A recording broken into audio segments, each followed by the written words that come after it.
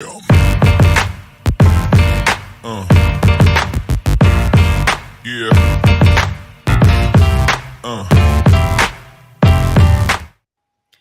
there, boxing fans around the world. Thank you for joining us once again here on the Friday Night Boxing Panel. Myself, Grumpy Graham, and Neil the Deal. Mike Orr is a little bit tied up with family issues right now, and based on what happened last week, what a great program we have. And Lou Eisen joined us, and we invited him back. Hopefully, he can fix up his technology issues and join us because he was a great addition to the team last week. Anyway, let's get on with the show there, Neil. Upcoming fights, bouts that we want to talk about. There's quite a few this weekend, that's for sure. Absolutely, Graham. Thanks again for having me out here at talkinfight.com. Friday night panel. Everybody, thanks again for everything, the likes, the shares, the subscriptions. As we all know, they've been going through the roof for all the shows. Got to thank you, the fans. Appreciate it. And here we are. So, yeah, Graham, we're going to talk about some of the fights that are coming up this weekend, the big ones that I basically, checked out, thought they were worthy of talking about here on the panel. Yeah. And the first one we're going to talk about is the Ioka and Franco fight. Ioka and Franco. Have you heard anything about that yourself, Graham? Well, I've heard that Franco was 6 pounds overweight and therefore was stripped of his belt. So I don't know. Are they going to fight? Are they really going to fight now? Oh, yeah. The fight is still on. Absolutely. Okay. The fight is still on. It's in Japan, as we all know. We talked about it on my show. It's going to be at the, I forget, it's called the Oko Gymnasium in Japan, I believe. Oka, is it, Graham? Oka Gymnasium in Japan? It's in Tokyo. It's in Tokyo. I forget what it's called. Japan. They've been having a lot of big fights there recently over the last few years. And the Japanese fighters overall, as we know, Graham, are a dynamite crew of guys. Like, they really do have some guys in their country that are world champions, and guys that are coming up that will be world champions. I was talking to Mike about that recently, and he said something to the effect of, they've, out of one gym, I think it's called Tenta or Tene or something, they've had 30 world champions out of that one boxing gym in Japan. So they're obviously doing something right, and they obviously got a really good a bunch of kids that they're bringing up, mentoring, and they're bringing them up properly because they're creating world champions there in Japan. Absolutely. So. We've said it before, and a lot of the guys who listen to us around the world know this. And this has come to light with respect to Eddie Hearn very recently, where the American promoters are calling him out because, quite frankly, the English just don't understand. They are not the only country in the world that has boxing, and Japan is one of these countries that has phenomenal programs and produces phenomenal boxers. And there are several other nations around the world that we've mentioned constantly on Talk and Fight. And yet they're ignored by predominantly people like Eddie Hearn, who prefers to believe that he knows what's best for the sport. Anyway, I don't want to get on that rant, but yeah, Japan has a great scene, and Mike Orr has done a great job of promoting the Japanese fighters, both male and female, that are coming up, and as well as those that are quite famous. Anyway, sorry to interrupt you, but there you go. No, exactly, Graham. Like I said, they're really coming to the forefront over there. I know that other countries too, like Mexico, has a great program. Yep. Some of the European countries are boosting up their program. Of course, the United States has always been right in the mix, and even Canada, I understand, is getting a little more funding, a little more, I guess, recognition or credit for their past and present fighters. So the fight game looks really, really good overall. I'm really happy about it, and there's no shortage of fights, as you know, Graham. So it's been a really good year so far, and it's going to get better, as we all know. So we'll talk a little more about the Franco Ioka fight. It's Saturday, June 24th. Yep. It'll be 7 a.m. Eastern Standard Time because of because it's in Japan. 12 p.m. British Standard Time and 8 p.m. in Japan. I guess Japan Standard Time. They call it GST, I guess. So that's going to be, the ring walks are going to be 9 a.m. here. You know what I mean? So they'll have a little pre, and then so and so. And the fights will take place again at the Ota City General Gymnasium in Tokyo, Japan. So it's going to be great. On the undercard, we'll just talk a little bit about the undercard here for a bit. There's some great fights on the undercard. Really good fights. right off the hop, the first fight under the undercard, the what would you call that? The pre-undercard type of thing is a guy that I've been looking at a little bit, and I really liked him. Mike talked about him. I'm sure you guys know about him. Musashi Mori, and he's taking on Takuna Wantabe in a 12-round junior lightweight bout. And these guys are going to start throwing it down. They're definitely, like I say, these are well schooled fighters. You know what I mean? So the card looks really really good. There's another fight there. There's a fight at the very bottom that intrigues me because we always like the amateurs, eh, Graham? Notice how we kind of find these guys or whatever, follow them, Yes. and then the next thing you know, they're fighting for a world champion. It's a talkinfight.com. That's what we do here. We find the needle in the haystack, if you know what I mean. But there's a kid there. His name is Tega Tamaige, and he's fighting a guy named Fumaaki Iwasaki, right, in a 4-rounder. So these guys are up and comers, and I understand that they could they have some potential. These two kids. So their records are very small. I believe they're like 3-1 or 2-0 and 1-0 and stuff like that. But take a look at those guys. So right from the start, you're gonna have a lot of really good fights on that card. You know what I mean, Graham? Yep. So moving on from that fight, the other fight that I actually, these are the 3 fights that I put on my show on Monday, which is pretty interesting. We talked about them, the ones that I really liked. And after talking to Mikey about it, we all agreed these are the 3 big fights. So we're going to continue with the Berlanga, right? Berlanga versus Quigley fight, right? Yep. So Berlanga is an interesting individual, amazing fighter. He's got all the tools in his box. He's recently signed to Eddie Hearn. This is Right. his first matchroom fight. He signed a multi-deal with Eddie. Yep. And he was pursued by Oscar and Mayweather. Okay, Yep. so Eddie gave him I guess the best deal for him, whatever that may be. That's up to those guys in their camp. Yep. But he's got a big fight, and it's at the Mecca, the Madison Square Gardens. And whenever you fight there in the Hulu room, like it's just crazy. You know what I mean? Like Yep. everybody wants to be in the Mecca, right, Graham? Yep. You know it. Yep, that's where all the magic happens, type of thing. So these guys fight their whole lives from children right up to that day they actually get to Madison Square Gardens. So it's kind of one of those. I guess it's the bucket list thing for fighters, eh, Graham? Sure. It's on their bucket list. One fight at MSG, please. You know what I mean? Yep. So we'll talk a little bit about Berlanga. They call him the chosen one. He's a number 4 WBO and IBF, and number 6 with the WBA. He's ranked really up there. He's got a lot of skill. I believe he's undefeated right now. Graham, is he not 20-0 or something of Yep. that sort? I don't have those numbers, but he's 20-0. We talked about it on Monday, guys. Check him out if you want. He's, Quigley's no slouch. He's from Ireland. You know how the Irish are, Graham. We're Scottish. They're Irish. We call them leprechauns. They call us skirt wearing, whatever they call us. Been going on since I was a kid because all my friends are Irish and I'm a Scotsman. So you know how it is, Graham. I always tell them just go back to the bar. So I tell them. So, anyways, the fight looks really good. It's a big fight. Eddie Hearn's doing it again.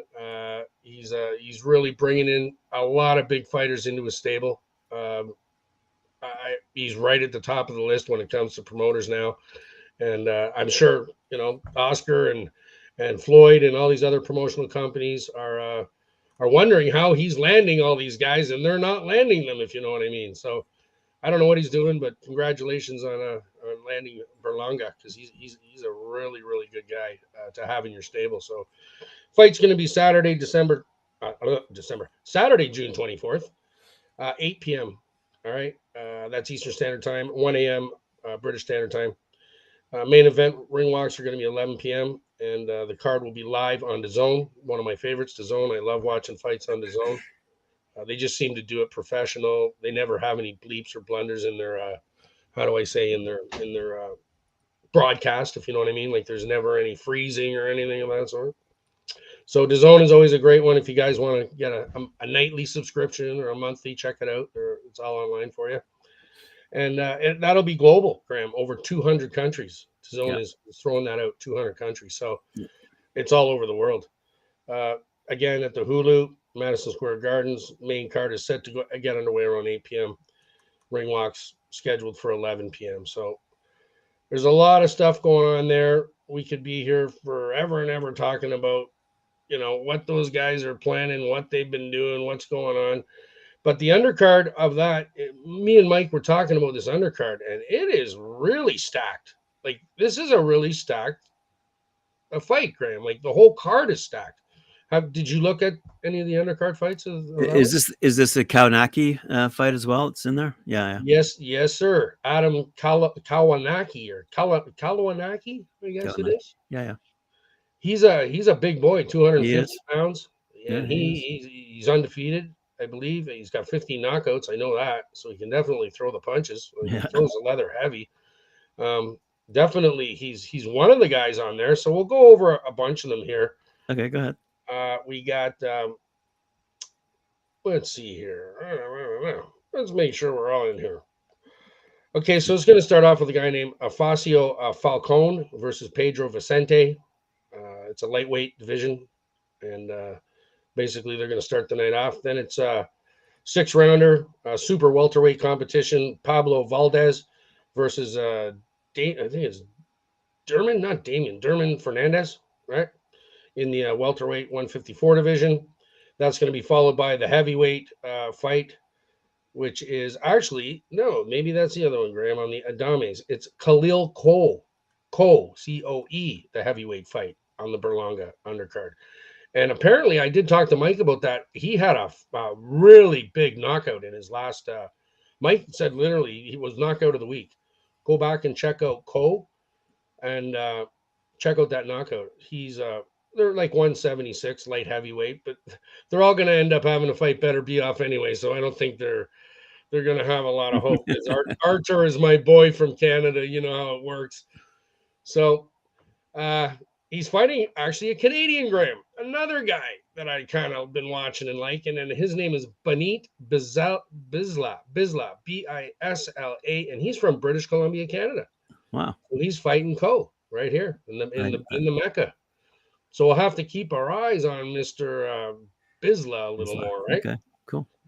Uh, Now this is a really big fight. I've been hearing through the grapevine a little bit about this guy. He's a Puerto Rican kid, and apparently he's a prodigy. He's kind of like Lopez, Teofimo Lopez. Like, he is the up and comer superstar. Look out, here he comes. And I'm really looking forward to seeing him live, finally, because he's only had 3 fights or something, right? But I've never actually seen him on live. You know what I mean? And his name is Yankiel Rivera. Remember this name, people. Yankiel Rivera. Okay. And he's in the flyweight division. Like, he's like 111 pounds. And this kid is apparently, and from my sources, look out. This could be a big, big deal, this kid. So, and he's fighting a really good fighter right off the hop. He's only in Christian Robles, and Robles is no slouch. He's undefeated as well, and he's got knockouts to boot as well, Graham. So, in his 4th fight, he's fighting a guy that's actually moving up the ranks quickly, and undefeated himself, and a very good fighter in Robles. But apparently, this Yankiel Rivera kid is the next one. Apparently, he's supposed to be something else. So definitely look out for him. I definitely will be, and let's just hope It says he's from Toa Alta, Puerto Rico. So, and he's 3-0, right? So that's that. We got a lightweight competition after that. We all know Mati, Rayshot Mati. He's a guy we've talked about. Mike's talked about him, as well as Mike's also talked about his opponent that night is going to be Dakota Linger. Yeah. So we've talked about him, and that's followed by that big heavyweight fight. Yes, there is another one, Graham. It's Adam Konaki, right? 250 pounder, and he's fighting. And he's not fighting a slouch in Joe Kusanamo out of Virginia. Apparently, Kawanaki's out of Brooklyn, New York, and the other guy's out of Virginia. So they're on the radar. Like, this could be a big deal, but because they're both big heavy hitters, right? Yep. And then obviously going to be the main event, super middleweight title, right? Edgar Berlanga versus Jason Quigley from Ireland. So I'm Scottish, so I guess you can figure out who I'm hoping wins. It's going to be a great fight. That one. That one for sure. Like I'll be watching that live like 1,000%, you know. And I really want to see how Berlanga is gonna. He's an amazing. He's got a fighter. You know what I mean? But changing promoters, there's you know how it works, Graham. It's kind of ruffling the feathers a bit, I guess. You know, maybe they decided we don't know, but he maybe changed his cut man. Maybe there's just little things that don't keep the flow, right? You know, they got these guys, it's all about consistency and attrition and flow. So if you put them off their diet, so to speak, sometimes that backfires. You know what I mean? And there's a lot of pressure on Berlanga because he signed the big deal, right? And he knows there's big fights. And if he doesn't come out in spectacular fashion against Quigley, then I have a feeling he's going to come out with his A game because he's not looking past Quigley. I know that he's not like that. He's gonna really bring it to the house to make sure that deal that he's made is going to go through well. Right? I think more is at stake for Quigley, quite frankly, because although Berlanga is undefeated, he's no slouch, as you say. I think he's 22-2, something like that. So he's got the experience in his back pocket. So that's going to be a great fight. It really is. Absolutely, guys. Like I say, check it out. Talkinfight.com. We'll have a bunch of stuff up, pre-fight stuff. Maybe some older fights. Maybe we'll put up of Berlanga just to give people a little sniff of what he's all about, who he's dealt with. You know, we'll see what the producers decide. That's up to them. I don't know. It's up to you guys. I'm just a host. All right. So, anyways, what are the fights? Moving on from that big monster, Graham, we're going to talk about another fight here, obviously, and that's going to be the same night, the 24th. They're all on Saturday night this week, eh, Graham? Yeah, I know. It's a big night in the boxing world, so and I love Saturday night boxing. It's just like Saturday night hockey, you know? Yeah, exactly. It's what we live for. So the next fight we're talking about, and this is actually after talking with Knuckle Up Mikey Orr about this and his opinion about it. I love the fight, and Mike was in the same category. He really liked it, guys. He loved this fight, and that's going to be the Adames versus J Rock Williams fight. You know what I mean? Graham, have you heard anything about this big monster fight? I've been reading bits and pieces for the new show, and broadcasting bits and pieces. I haven't followed their careers, but just simply mentioning where they're coming from and where they're heading. But I couldn't tell you who would be if I were a betting man, I wouldn't know who to bet for on that one. Yeah. Eh? No. Yeah. No. So let me know who it is. What do you got? Yeah, absolutely. All right. This is what I got. This is what I figured out. This is what I'm feeling. All right, go for it. So this is he's a hard hitting Adames. This guy can hit. He's got some oomph in his punches, Graham. This guy's got some oomph. So, and J Rock, of course, was a past champion. So we're talking the big boys. This is actually a bigger fight than I thought. I didn't really look too far into it. I did, but then I'm looking more into it, and it actually is a very, very. It's both those guys need to win this fight. Put it that way. Right. It's not like one guy's going to beat up on the other guy. This is going to be a real close fight. I guarantee it. So it's Adames is the interim champion, middleweight WBC, and he's fighting the former unified champion, Julian J Rock Williams. So he was a unified champion before. Right. So, it's on Showtime. It's going to be a 12-rounder. It's June 24th, Saturday the 24th, as well, from the Armory in Minneapolis, Minnesota. They're having a lot of good events there in the Armory, as we know lately, and that's brought to you by Premier Boxing, right? Yep. PBC, right? So PBC, love PBCs. I love all their fights. They're right in there. You know what I mean? They bring the big boys to the plate. So, well, they especially made the headlines today when they signed Canelo to a 3-fight deal. Stole him basically from Matchroom. There you go. I was waiting for you to say that. I thought we'd get into that a little later, but you just blew it up. That's okay. That's all right. That's all right. Hey Lou, how you That's why doing? we love you, Grumpy Graham. I'm fine. Lou. I'm beyond angry. Hey, buddy, I'm beyond There's angry at Lou. Rogers. I'm beyond angry at Rogers because I couldn't get on in Safari and other things for my email. Wow. And I've been given to 4 managers now, and they don't know what they're doing. And then they said, let me look at your computer, go into your phone and do this.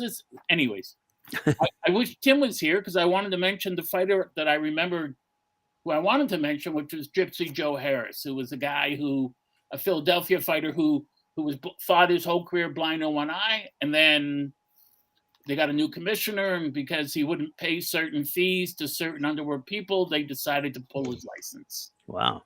So and the other thing I was going to mention is my book is supposed to be coming out in the next couple of weeks, and Boxing's Greatest Controversy. So, but yes, I've been following TF. Go to settings and select the right camera. I don't know why they want me to do that. Put me where Graham is. Okay. That's our private chat, Lou. The other chat's on the other side, brother. Oh, okay. No problem. I don't know. There you go. What have I done? Nothing. All right, so let's talk You're boxing. Well, let's go, Lou. Let's get rolling. You're good, buddy. Let's get past your technology issues. Let's talk boxing. Yeah, okay. Can you see me? I can't see me. Yeah, you're on. I can see you. You're on just fine. You're on just fine.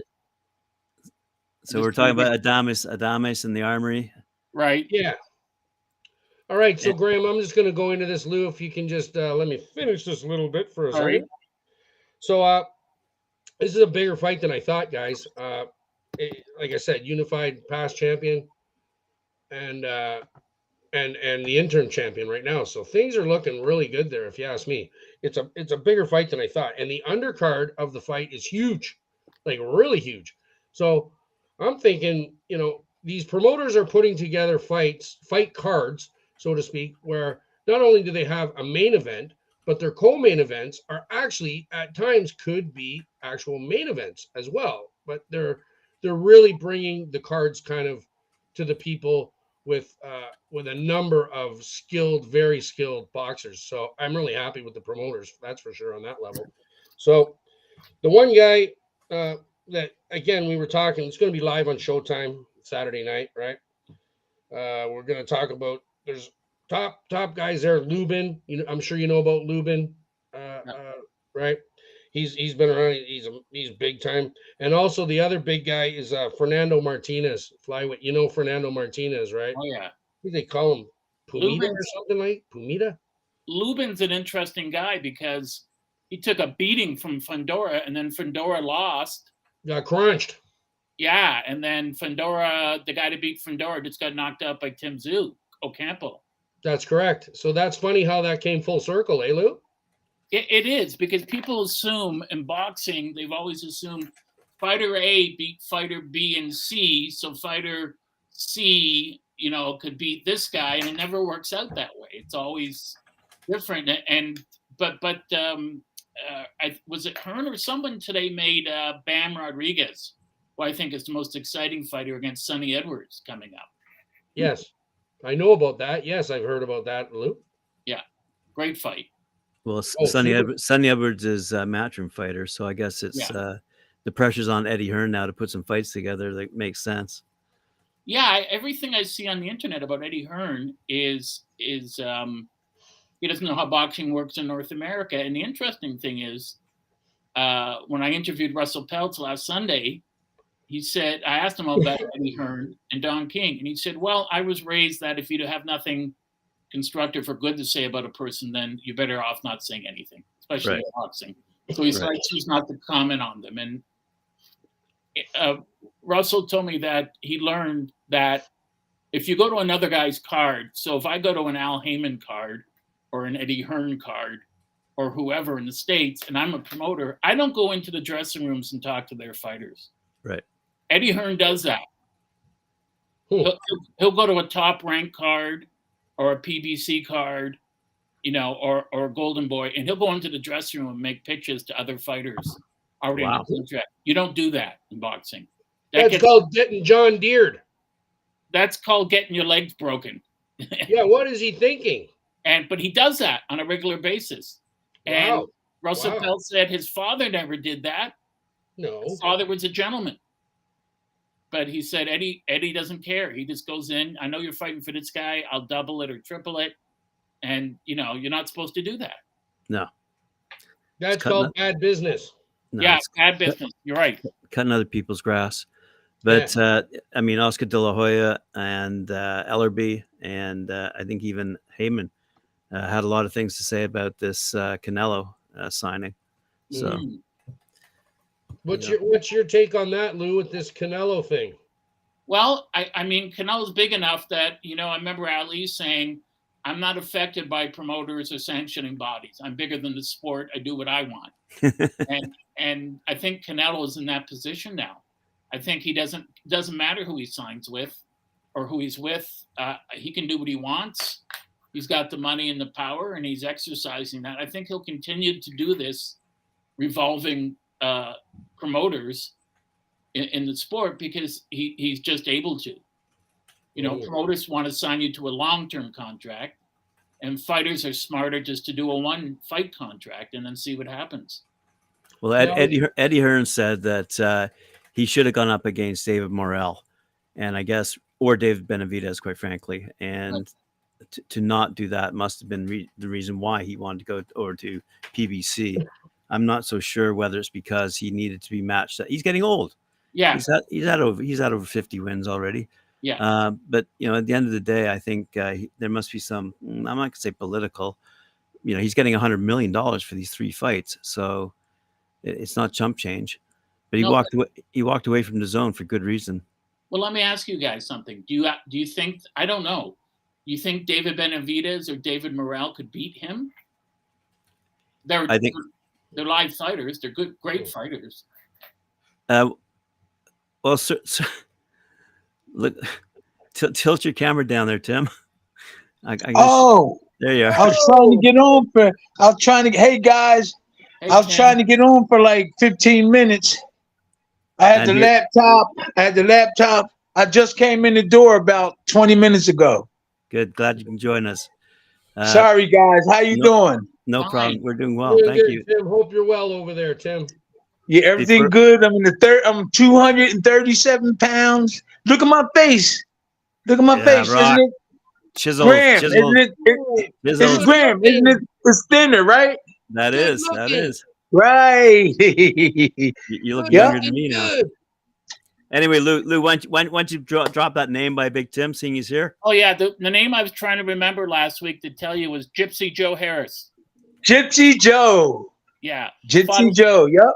Fought his whole career blind in one eye, and then when the new commissioner, McCall, came in, he didn't pay off the right people, Gypsy, so they pulled his license all of a sudden. I'm good friends with McCall, too. They pulled his license? Yeah.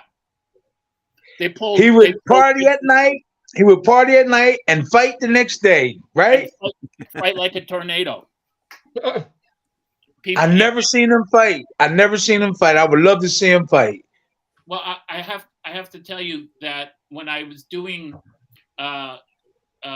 some research last night into this Mexican girl who died here 2-3 years ago, Jeanette Zacharias. Wow. 18 years old, died in a fight in Montreal for Yvonne Michel. Oh, I think I remember that. I remember that. She wasn't really a fighter. She was an 18-year-old with no amateur pedigree, nothing. So she'd fought 5 times previously, been lost 4, knocked out 3 times, been knocked cold for over half an hour, less than 2 months before. Wow. Came into this fight, it's just every Mexican fighter brought up by her husband, including her, lost. One other lost by knockout. And so I looked up, going back over almost 100 years, and so many cases like this where a fighter dies so many times. It's not a real fighter. It's a wannabe. It's someone coming from another sport with no amateur background, no boxing background. I'll just get into the ring, what can happen, and they end up dying. And so when I spoke to some in Montreal, it's not regulated by an athletic commission. It's regulated by the Alcohol and Gaming Commission. And so they said, well, we did a full medical background checkup and a full medical checkup when she got here. And I just said, that's complete BS, because I worked for Lennox Lewis. I've been in those checkups. They last less than 3 minutes. And I could name you 10 fighters now over the past 70 years who fought blind their whole career after undergoing medical checkups before each fight. The medical checkup is garbage. You know, that's not everywhere. That's not everywhere, though.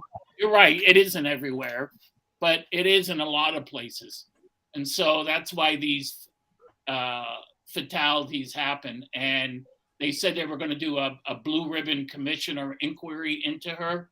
And when I got interviewed that night, I said, no, they won't. Not in Montreal. Montreal's in Quebec is run. There's no rules. That's why it's the boxing capital of Canada. It's been that way since the 1920s. You can put a fight on anywhere. You pay off the right people, and you just put a fight on. And it doesn't matter if the fighter is missing a leg or blind in one eye or has brain damage. In fact, Jeanette Zakaria had a medical document, which I found, that said she suffered brain damage before this fight. And a neurosurgeon in Mexico said, you should never step in the ring again. If you don't have surgery, you'll be dead soon anyways. And yet the guy in Montreal said, the matchmaker for Yvonne Michel said, I didn't have access to her other fights. And I said, I did. I just went on YouTube and typed in her name. How can you not have access?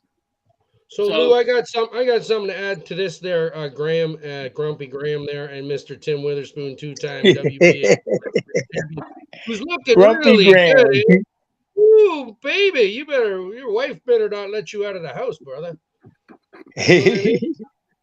Anyways, listen, Lou, on that note there, I just wanted to mention that just to set the record straight, as far as I know, that I'm very good friends with the ex-Ontario Athletics Commissioner here in Ontario, Canada, Mr. Ken Hayashi. Right. And he's been taking a lot of flack. At the end of his reign, he's now retired, but he took a lot of flack for his, how do I say, diligence when it comes to fighter safety. Now, that was his priority number one. So I'm just going to set the record straight. From what I know, is there were a lot of promoters and fighters that were probably disappointed in his decisions. But it goes right back to what you just said, Lou, about Montreal and how they operate their so-called commission. Mm-hmm. And basically, it boils down to that. It's fighter safety.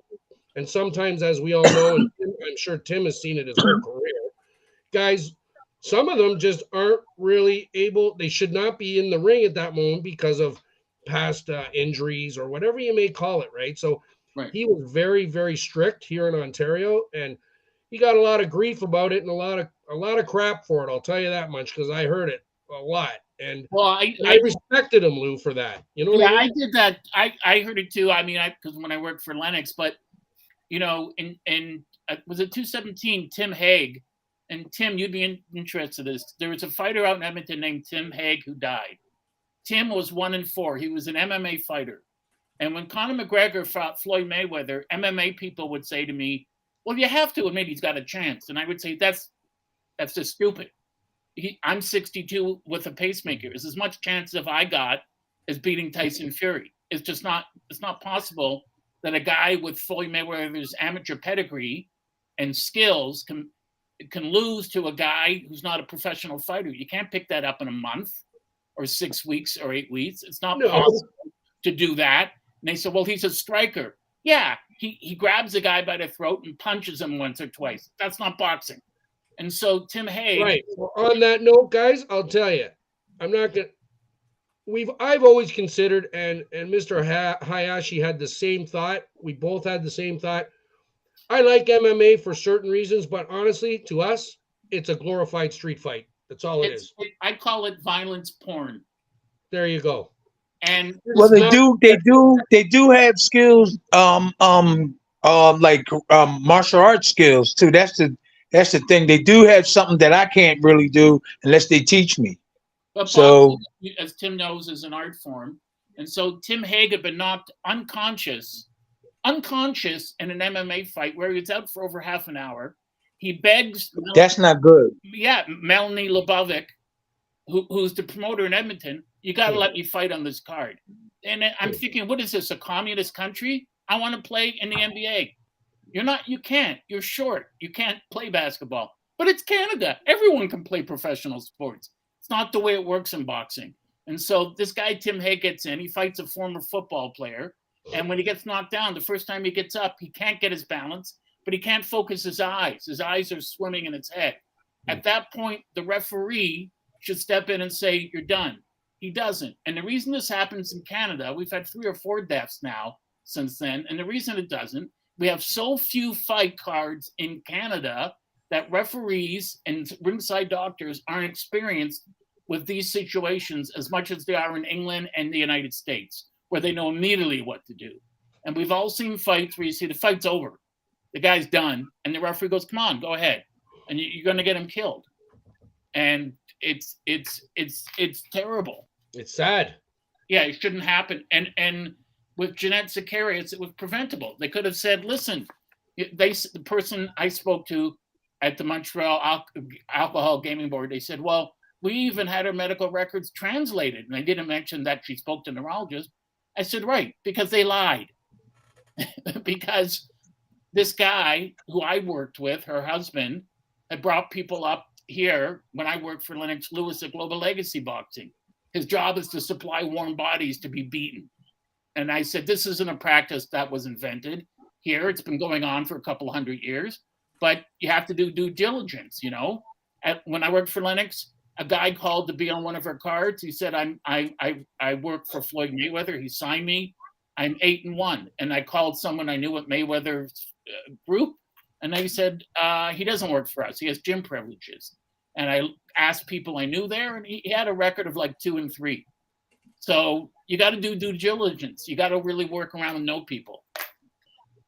And they have to take care of that. The officials and all that is long overdue. And I'm far as like trying to make everything proper, get everything in order. They used to take money, and people knew they took money from promoters. Some of the officials.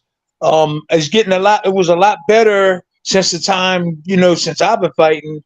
I haven't been really, applying myself to find out if is it getting better, but it's a better like official teams, but officials are right. Everybody before, I knew guys was taking money, certain guys was taking money, and it seems to be getting better. Or I haven't really been involved in trying to search and find to see if stuff like that is really going up, you know what I mean? Where you could pay a judge off, where you could pay a doctor off, where you could pay this one off. It's more, to me, it's more stricter today in America. But it's probably here and there, you probably can find somebody doing that. But when I was boxing, it was like, he took money from so-and-so. But now I don't think you don't hear that much, or I'm not on television trying to figure it out. You know what I'm saying? Figure out, I wonder if this guy paying this official off of that all. But I knew about it back then, but it looks like things are getting better. Things are getting better now, seems like to me. They're getting better because of Mike Perez and Magomed Abdusalamov, because of that fight where Abdusalamov took a beating and suffered severe brain damage and was paralyzed. Okay. And after the fight in New York, and even after the 3rd or 4th round, Roy Jones Jr. said, this is the kind of fight where people lose their lives. He's saying to his corner, I can't feel the left side of my face. My face is numb. Wow. I can't see out of my left eye. And John David Jackson, who's a great guy, the referee, Benji Estevez Jr., and I'm not impressed with Benji Estevez Sr., mind you, as well, but he could have gone over and asked him. He didn't. Doctors don't need permission to go into a corner and look at a fighter, and they didn't. And when the fight was over, the neurosurgeon at ringside looked at him and said, you're fine. And when he got to the dressing room, a doctor who was there, a private doctor who'd been hired by another fighter, looked at him and said, you have a brain bleed, get to the hospital. So they called ringside and they said, no ambulance is available. That was a lie. Wow. So he gets to the hospital, they open him up right away, they do a craniotomy. His brain is he almost dies. They tell his wife he's not going to make it. He's paralyzed on his left side. He can't speak. This is 6-7 years ago. Only recently, he's regained some of his speech and is able to do things. And so his family sued the doctors, and the doctors' lawyers argued with the lawyers for the family, and then the doctors' lawyers quit because they kept saying to the doctors at ringside, you committed a crime. You looked at a man who had a brain bleed. You're a neurosurgeon. You looked at him for less than 15 seconds. It's on tape. Best thing you can do is say, I made a mistake, take the penalty, pay the money. I'm not going to do it. And finally, after going through a team of lawyers, they couldn't get a lawyer, these doctors, until finally they got a lawyer who said, listen, the other lawyers you spoke to were correct. You're criminally liable here. It's on tape. You looked at him for 15 seconds while you were talking to somebody and said, you're fine, you can go. And he wasn't. And a doctor who's not even a neurosurgeon, just a regular GP, looked at him in the dressing room and said, you have a brain bleed. Get to the hospital now. And so he settled, and so the insurance paid him something like 30 or 40 million. The other thing was the Klitschko's kept asking for money to help pay for it because they promoted it, and yet people were upset. They're saying, if you had paid $1,000 more in insurance, he would have been covered for the rest of his life. But because you wanted to pay less, he isn't covered. He was only covered for a week. So, and it was one of those things, when I watched the fight, he fought an American heavyweight months before, a real Jamil McCline. Oh, Jamil. Yeah, and Jamil caught him with a sucker punch, a straight right hand, a lead right hand. And I didn't see it coming. And as Customato used to say in Angela Dundee, a sucker punch, as you know, Tim, you throw a lead right hand, you're saying to the guy, I'm telegraphing it, and you can't stop it because you don't have the skills. And he was overmatched with Mike Perez, who had over 400 amateur fights, and he took a beating, and it should have been stopped, and it wasn't. And Roy Jones Jr. In the boxing states, New York, Philly, even DC. You listen. I was around the officials. I know them. Give them a hug, and talk to them when I go to the fights. They don't play. There's states where there's so much. They allow so much things. Maybe because they be taking money. Maybe because they don't have the experience. But New York, Philly, Atlantic City, you can't go in and they do not play. They don't play. They get everything right. If you not have your blood pressure is almost one off, they won't let you fight. Stuff like that. So we may be talking about states that's growing in boxing, or I don't know. You tell me. But in those states that I was in, they don't play. No. If they think you got some kind of raggedy, you out of there. I'm telling you. So I know them. Tim, I got a question for Tim here. Tim. Now, yes. when you were boxing in your career, you boxed in many different states, I'm sure, correct? Yeah. Now, every time you went to get clearance from the doctor in those states, was it always the same doctor in that state giving you clearance? No, they had their own doctors. Well, yeah. Each state. Doctor's the same one doctor, or was it different? Does Nevada have 5 doctors, or just one guy that makes it? Oh, I'm sure they got a team. I never really thought about that, but I'm sure they got a team. They're Vegas. Come on, man, Las Vegas, where you go gamble. They got the biggest fights were there. I'm sure they up to date. Right. So, yeah, they up to date. Las Vegas. When they used to, it's not common sense. What I'm saying is just thinking about it. People can get back in the day. You can give them like a couple of thousand, and they'll vote in your favor, or they'll help you, or this and that. I don't really know what's going on now because I haven't been really venturing in that area trying to figure that out. There's other things to do, but I don't know what it is. Talking to a judge, giving them some money, or talk to a referee. I don't really hear too much of that anymore. Even the New York Boxing Commission, for instance, the New York Boxing Commission. They're pretty tough too. Yeah. Did they have one doctor that does all the fights in Madison Square Garden? Oh, I see what you're saying. Right. I see what you're saying. Right. They have the whole team.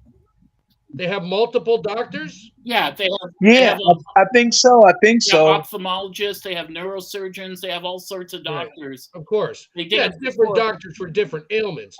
But there's always, here in Ontario, I know for a fact there was a doctor, I cannot name him, but he was around the fight scene doing the medical clearances for the Ontario Athletics Commission for many, many years. But the Ontario Athletics Commission is outdated. The amount of wraps you can use in your hands, the rule was decided in the 1920s. It hasn't been updated. And when I worked for Lennox, I was just doing publicity. That's it. Interviewing fighters and opponents and getting the fights out to newspapers, TV, and radio. And yet Hayashi would call me, this has been off topic, and yell at me, how can you put this fight on? And that I have nothing to do with the booking of fights, sir. I just do PR. That's it. You have to call Lennox. And I said, aside from that, what do you gain by calling someone up and the minute they answer the phone, you start yelling and swearing at them? It's not going to make me want to help you much, is it? So, but what I was going to say about what Tim said, remember the fight between Antonio Margarito and Shane Mosley? I think that was in New York. And I spoke to another person Tim would know, Nazim Richardson, a late great Nazim. Yeah, Nazim, yeah. And he was a trainer. So what happens is he trained Bernard Hopkins and several others. Yes, that was his masterpiece. And he was training Shane Mosley. And Margarito had a fearsome knockout record. We probably all remember this. And I remember. Nazim goes into Margarito's dressing room and he said, what's going on? And Margarito's gloves were all done up and he had the hand wraps on and the commissioner signed off. And one of the commissioners, as the commissioner's leaving, Nazim grabs him and his arm, says, where are you going? He says, I'm leaving. He says, no, you're not leaving. You're going to get arrested now. I'm calling the police. Holy. What are you talking about? You can't sign off on it because I have to be here according to the law to see him get wrapped. Well, it was fine. That doesn't matter what you say. I have to be here. That's in the contract. That's a piece of law. Give me 10 seconds. Give me 10 seconds real quick. Yeah. That's what we did with Larry Holmes real quick. Mm-hmm. My trainer deliberately, Slim Robinson, who's real smart, deliberately waited till they taped Larry Holmes. Now, Larry Holmes people send their people over when I was getting ready to fight, and they watched us. And Slim deliberately stayed as a power play to get Larry Holmes upset. So when Slim went over to the dressing room and said, hey, your hands are wrapped. I didn't see it, take them off. So Larry's like, no, you can't take them off. So Slim called the people, you got to take them off. I wasn't here. He deliberately did that. Slim is smart. Take them off, fully wrapped, cut them up. Larry Holmes was so mad. He said to Slim, as long as you black, you better never speak to me again. That's what he said. And that's his head up. And it could Larry Holmes' head up before the fight. There's a lot of things you could do to win a fight. True story. About the hand wrapping. Yeah. He deliberately waited. And then went over and said, hey, I wasn't here. Huh? So what happens? Yeah. So what happens here is okay, I'm sorry. He says you gotta unwrap the gloves. No, don't apologize. You gotta unwrap the gloves, take the wraps off. And Margarito's trainer, because Javier Capetillo said, your guy's gonna lose tonight. And Nazim said he may very well lose, but not because of a mistake I made. Take the wraps off, the gloves, and the wraps off. And they said no. And they said, you know what? No fight. He takes Shane Mosley. He leaves the hotel, and he leaves the arena, goes to the hotel. Fight's supposed to be on in 5 minutes. HBO can't find him. Someone said they went to the hotel. HBO calls him, what's going on? Nazim explains it. They go into Javier Capetillo and Margarito. Both guys are promoted by Bob Arum. And he says, listen, you take the gloves off and the tape off when Nazim's here, or you don't fight and you don't get your money, and we'll make sure that your visa is revoked and you never enter the United States again. And so when they've taken the wraps off, they find these hard plastic, almost metal protectors for his knuckles on both hands. Whoa! Those fall out, and when they retape the hands, of course, they go in, and Mosley beats him to a pulp. And then Miguel Cotto said years before when he was fighting him, he said, no one's ever hit me like that. And I fought Manny Pacquiao. No one's ever hit me that hard. And he started to get knocked out on a regular basis. He'd been cheating his whole career. I mentioned this to Angelo Dundee, and he said they wrap differently in Mexico, and putting protectors on the knuckles is common in Mexico. And if you're not diligent, you're going to get your fighter hurt or killed. Wow. And Nazim was so smart, he saved Mosley's life, but he caught, and Mosley or Margarito was banned firmly from ever fighting in the States, and Capetillo was banned from ever training, but they still went on and did it in Mexico. You know, so. Wow. I got a question for Lou. For Lou, I had a question for Lou. If possible, maybe Tim, you have an answer for this. I remember back in the day, a little while when that Prince Hamad Nazim. Yes. He had that big loss against Antonio Barrera. Marco Antonio Barrera, remember? Yeah, Barrera. But he was thinking of fighting Margarito before Barrera. I don't apparently think so, it was something why he didn't fight Margarito. He took on Barrera, and we all know how that went. And that was a retirement community. Barrera was Hamed was a featherweight, 125. Margarito was 147. They never would have fought. So who was the guy that I'm thinking of? That what was Marco Antonio Barrera? Marco Antonio Barrera was also featherweight, 125. He went up to 130. So who's the guy that he was thinking of fighting in that era, but he didn't fight him for some reason? There was something that wasn't right, and they thought they were going to get away with just kind of walking over Barrera, and then Barrera showed up like. It would have been Pacquiao or Morales were the two other big names that weight at that right. point. Yeah. Okay. But this isn't. I mean, this has happened before in boxing. When Luis Resto, there's a great documentary, Tragedy in the Ring, fought Billy Collins, and Collins was like a 15-1 underdog. Resto was just basically your garden variety opponent, hadn't won very much, and his trainer went in and removed stuffing from the glove. So after he removed stuffing, he beat Resto. Resto had both eye sockets broken, and he died a year later from suicide when he drove his car into an embankment. But when the fight was over, Resto's father, Billy Collins Jr.'s father, shook Resto's hand. Collins, yep. Yeah, and he didn't let go. And he was like 6'4", 250. He was a big man. And then he looks at his trainer, who I despise. I can't remember his name now, unfortunately. I can see his image. And he knew what was going on. And the police got him. And, you know, he was banned from boxing. And the trainer was banned. Not only was the trainer banned, I was at Angelo Dundee's history gym when they reopened it. And he came up to say hi. And Angelo said, tell him to go upstairs. He's going to leave here in a pine box. So he said, you cost the man his life. And it's was he like a white kid kind of with like short blonde hair, kind of an up and coming kid that got beat the hell out of by some like Italian guy or something? Yeah. That was terrible. Luis Resto. That was unbelievable. Yeah, Luis Resto was Puerto Rican. But yeah, was like pulverized. Yeah. Oh, that was absolutely. Terrible. Yeah, and the guy had put stuff in his knuckles, inside the gloves, like metal bars. He didn't have metal. What happens is they remove the stuffing, so it's like he was fighting bare knuckle, like with a. Okay, yeah. Yeah, I saw that. I didn't even know that existed. So. Oh yeah, that happened with somebody else, a big fight, and they died afterwards. Who was that? I think they was welterweights. Wasn't Perret and Griffith. They scuffed the middle out and put tape on it and stuff. And who was that? I can't. I'm getting old, guys. Y'all better get me before I get another couple of years. Y'all know about what? Yeah, Mancini. What was his name? Dooku Kim or something? Oh yeah. No, not that one. Not that one. Okay. That was that had nothing to do with the gloves.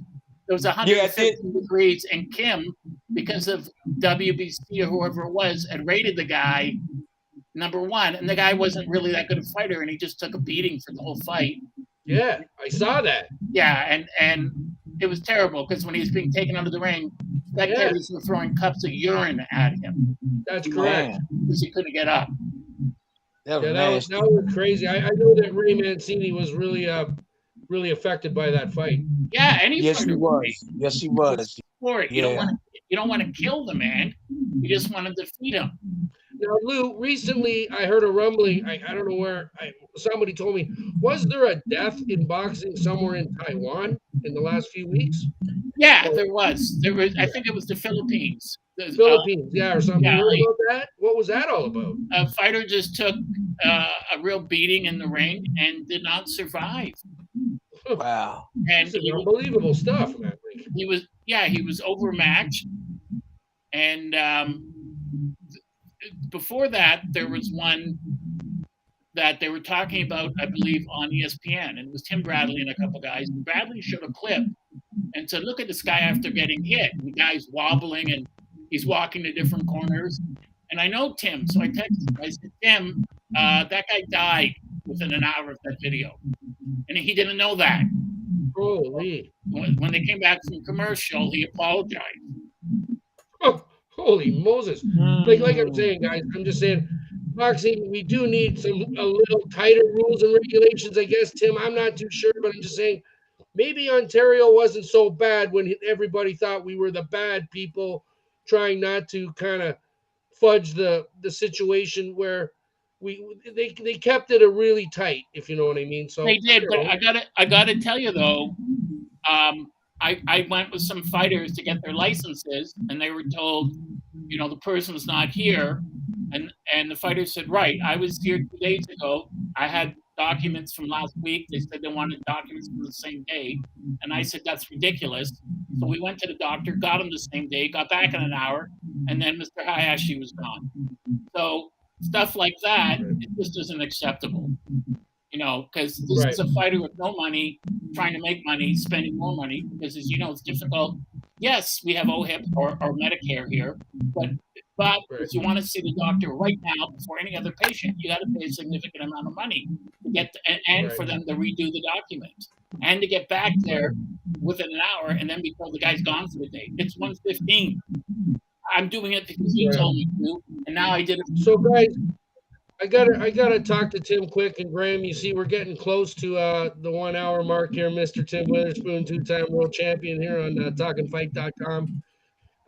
Graham, you want to go for a little talk at the end of this great Friday night panel as usual? Anything to say, Graham? Just a quick comment.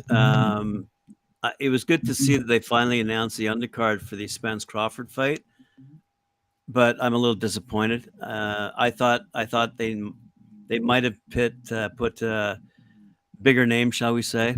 Pitbull Cruz is a good fighter, but that's the main draw, if you will, underneath Spence Crawford. You might argue that they don't need any bigger names, but I thought for the fans, they might have upped the ante a bit on that particular fight.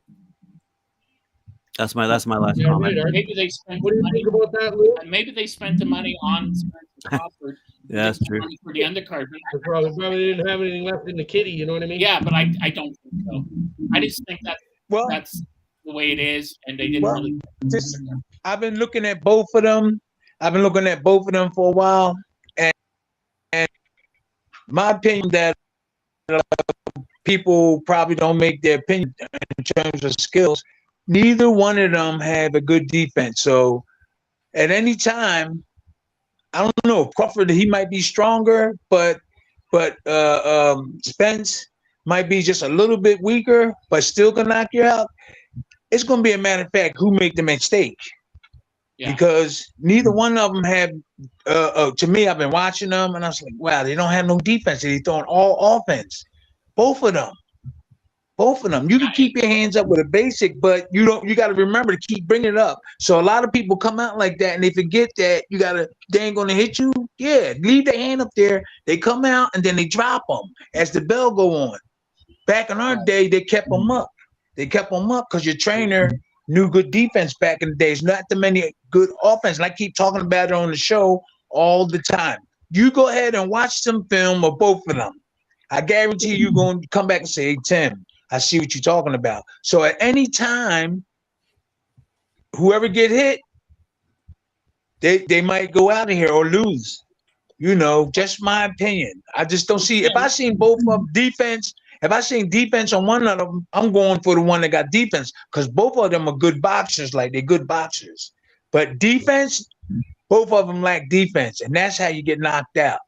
Yeah, Tim, you have to also bear in mind where they're from, right? Texas and Ohio, whereas you're from a city that has over 200-year history of boxing and producing the best trainers on earth and the best boxers on earth. So I understand that. I understand. You know, and there's further to what you said, there's a great story about Jack Johnson. After he retired, he goes into a gym in Hollywood, boxing gym, and he's got a beautiful suit, and he's got a diamond stick cane, and he's got his white gloves on and his beautiful hat. And he says to the trainer there, who runs who he's known for years, "Bring me your best fighter. Bring over this other guy." And he says, "Stand about 2 feet from him, not even." And he puts his hands by his side, drops his cane, got his dress shoes on. He said, "When I say go, you throw every punch you have at me, and you're not going to hit me, and I'm not going to hit my arm." And the guy did, and he couldn't land on him. And just by using his hip and his legs and his shoulders, the guy couldn't land on Johnson. That's skill, as Tim said, but defense is as important as offense in boxing. Yep. Well, guys, on that level, listening, Tim, as the big champ just said, keep your hands up, keep the chin in. You know what I'm saying, Tim? Those are the two big things when you were growing up. Keep your hands up, keep the chin in. And you got to learn how to counter. You got to learn how to counter off your defense. So you all offense, which is great, but then you got to learn how to block and throw punches right after you block. So a lot of trainers today are not doing that because no old timer hit them to it. That's why we've seen what we're seeing. You're seeing some good offensive fighters. They winning fights. They're looking beautiful. But let them get in there with somebody that's just as good and fire. Either one of them going down. Either one of them going down. If you don't have that day, you're going to get caught. Punches with the chin out there ain't going to help you. Hey, thank you, guys. It's time to roll now. It's time to roll. We got to wait till next week. Yeah, there's a reason they call it the art of the sweet science. Exactly. Hey, it's great. It was great having you guys together. Grumpy Graham, of course, the big man, Blue Eyes, and myself, Neil the Deal. And over here, the two-time Grumpy Graham. Tim Witherspoon, the big boys in the house. Thanks a lot from TalkinFight.com, the Tim Witherspoon. See you guys next week. See you next week. Same bad time, same bad channel with all of us. Have a good week. You too. Keep the likes, the shares, and the subscriptions coming. Thanks, guys. Champ, Thank you. keep on looking good, brother. See you later. See you, Luke. Thank you.